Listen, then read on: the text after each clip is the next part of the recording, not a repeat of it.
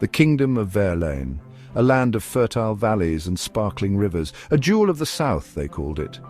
At its heart stood the royal city, a testament to generations of prosperity. But looming over this idyllic land were the blooded crags, jagged, unforgiving peaks. They were a constant reminder that even in paradise, darkness lurked. The crags were more than just mountains, they were a source of fear. Legend spoke of powerful beings dwelling within their depths, the sovereign witches. They commanded the very forces of nature, their magic, a double-edged sword, capable of immense good, yet often twisted for their own sinister purposes. For centuries, the witches demanded tribute from Verlaine, grain, livestock, even a share of the kingdom's wealth. The price of peace, they called it. But it was a burden that weighed heavily on the people. King Aldemar, a man of vision and courage, refused to let fear dictate his reign. He sought a solution, a way to break free from the witches' control. His answer came in the form of a dream, the Iron Steed, a mechanical marvel powered by steam and fueled by the fires of the earth.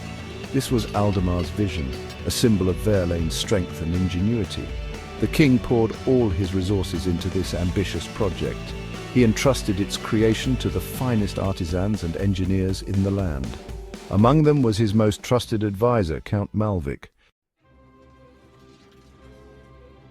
Years passed, and the Iron Steed began to take shape. A towering behemoth of iron and steel, its heart pulsed with a fiery energy that promised to challenge the witches' dominion. The people whispered of their king, now known as the Iron King, and his magnificent creation. Hope blossomed in their hearts, replacing fear with anticipation. The day of the Iron Steed's unveiling arrived, a day of celebration and awe.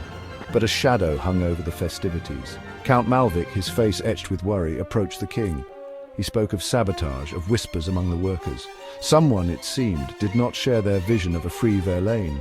The king, though troubled, refused to postpone the demonstration. He would not let fear win, not today. The Iron Steed roared to life, its metallic limbs moving with surprising grace. The crowd gasped, their cheers echoing through the valley, but as the machine reached its full height, a piercing shriek split the air. The ground trembled, smoke billowed from the steed's core. Then, with a deafening explosion, it erupted. The world dissolved into chaos. Fire and debris rained down upon the fleeing crowd. King Aldemar, his queen, and countless others perished in the inferno.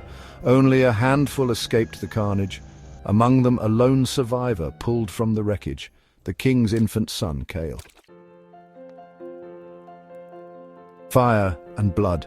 Raised in secrecy by loyalists who blamed the witches for the catastrophe, Cale grew up in the shadow of the blooded crags. He trained, honing his body and mind, fueled by the stories of his father's dream and the tragedy that had befallen his kingdom. The old masters taught him the art of war, the way of the sword, and the history of Verlaine. They instilled in him the values of his father: courage, justice, and compassion.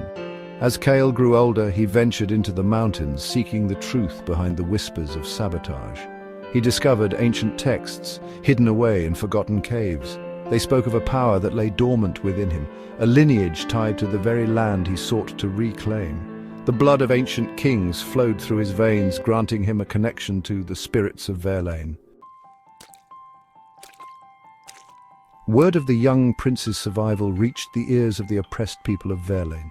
Whispers turned to murmurs, then to shouts of defiance. Hope, once lost in the ashes of the Iron Steed, flickered anew. Cale, now a man hardened by years of training and driven by a thirst for justice, knew the time had come to reclaim his birthright. He descended from the mountains, a beacon of hope in a land shrouded in fear. He rallied the people to his cause, uniting them under the banner of his father. The spirit of the Iron King lived on in his son, and the people of Verlaine were ready to fight for their freedom once more. Cale's journey for truth led him to the ruins of his father's workshop. Among the twisted metal and charred wood, he discovered his father's journals. The entries painted a picture of betrayal. Count Malvik, driven by ambition and fear of the witches, had conspired with them to sabotage the Iron Steed. The witches, threatened by the potential of the Iron Steed to break their hold on Verlaine, had offered Malvik a sinister bargain power in exchange for treachery. Armed with this knowledge, Cale confronted Malvik, now the self-proclaimed regent. The people watched, their faces etched with a mixture of anger and disbelief, as their prince revealed the truth of that fateful night. Malvik, backed into a corner, confessed to his crimes, his face contorted with a mixture of fear and defiance. He had underestimated the young prince, the strength of his resolve, and the depth of his people's anger. Betrayed by his closest advisor and robbed of his birthright, Cale vowed to end the reign of the sovereign witches. He journeyed deep into the blooded crags, following the whispers of the spirits who had guided his ancestors. The air grew heavy with magic as he climbed, the very rock pulsating with an unseen energy. He was not alone. The spirits of Verlaine, awakened by his presence and fueled by the injustice inflicted upon their land, answered his call. He confronted the sovereign witches in their lair, a cavern of obsidian and shadow. The witches, their forms shifting and swirling, mocked his defiance, their laughter echoing off the cavern walls. They underestimated him, mistaking his youth for weakness. They had not witnessed the fire that burned within him, the legacy of his father, the hope of his people. The cavern pulsed with raw power as Cale, wielding the strength of his lineage and the fury of the spirits, battled the sovereign witches. The very earth trembled as the forces of nature clashed. The spirits, their forms shifting and swirling, fought alongside him, their ethereal blades slicing through the witches' defenses. One by one he vanquished the witches, their power dissipating into the earth. Malvik, witnessing the might of the true king, attempted to flee, but was consumed by the spirits, his screams echoing through the mountains. Victorious but weary, Cale emerged from the crags. He returned to Verlaine, not as a prince seeking vengeance, but as a king reclaiming his birthright. The blooded crags, once a symbol of fear and oppression, now stood as a testament to his victory. With the witches gone, the land began to heal. The people rebuilt their lives, their hearts filled with hope for a brighter future. Cale, now King Cale the Just, ruled with wisdom and compassion, honoring his father's legacy and ushering in a new era of peace and prosperity for Verlaine. The Iron Steed, once a symbol of tragedy, would rise again, this time under his watchful eye, a beacon of innovation and progress.